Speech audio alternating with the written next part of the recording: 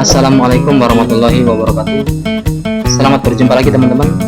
Kali ini kita akan membahas tentang cara menambah worksheet baru pada workbook melalui ribbon.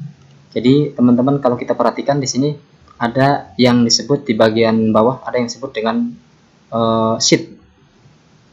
Ya, sheet 1, sheet 2, sheet 3. Ini secara otomatis hanya terdiri dari beberapa sheet saja. Nah, kita bisa menambahkannya menjadi beberapa sheet dengan dua langkah. Yang pertama adalah kita klik home, pastikan home aktif, ya ini menu insert, pastikan menu home aktif. Kemudian di dalam home ini ada menu insert di sini. Insert.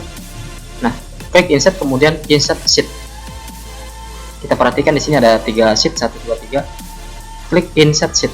Nah, di sini otomatis akan bertambah sheet 6 ya, karena tadi ada yang terhapus sheet 45-nya. Kemudian kita klik lagi home, kemudian klik insert, ya insert sheet, seperti ini akan bertambah 7. Ulangi untuk menambahkan sheet yang selanjutnya 8 dan seterusnya.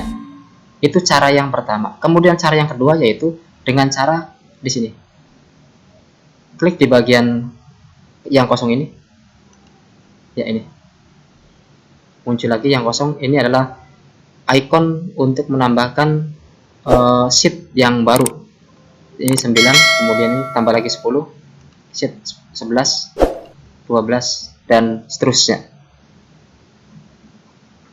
Terima kasih, mudah-mudahan ada manfaatnya. Nanti kita lanjutkan pada pertemuan lain yang lebih menarik. Wassalamualaikum warahmatullahi wabarakatuh.